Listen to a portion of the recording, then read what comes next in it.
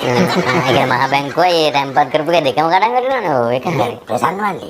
මේ මේසන් බාස්ලගේ ප්‍රශ්නයක් වදික කිව්වනේ. ඔව්. කාගෙද ටෙන්ඩරේ?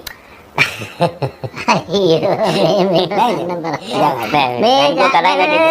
බැංකුව කඩ තාතර මල්ලියේ ඔයාට මේ ගැඹුරු ආර්ථික කරුණු කාරණා තේරෙන්නේ නැහැ. නේද ප්‍රසන්න මල්ලි? මේ බැංකුව කඩන් වැටීම. ඔයා ඔය බඩේ විකුණන වගේ ඔය මොකක් හරි සිම්පල් ප්‍රශ්නයක් ගැන කතා කරන්නකෝ. මේ වැලන්ටයින් මහත්තයා එහෙම කතා කරන්න එපා. හරිද? අපිටත් ඔය ආර්ථික කරුණු ටිකක් තේරෙනවා. හරි? දැන් මේ ආණ්ඩුව දිගින් දිගටම විදුලියෙන් දුවන වාහන මේ ගෙන්නත් යනවානේ. හරි? ඉස්සරහට මේ මුළු රටේම විදුලි අර්බුදයක් එනවා. හරි?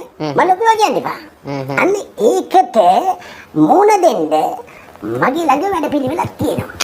හරි මගේ ළඟ තියෙනවා. කොහොමද? අපි ඇත්තටම කැමති වැඩ පිළිවෙල මොකක්ද කියලා පුතුමාගෙන් දැනගන්න මම හිතන්නේ. ඒක වටිනවා මම දැන් අපිටත් වටිනවනේ නේද?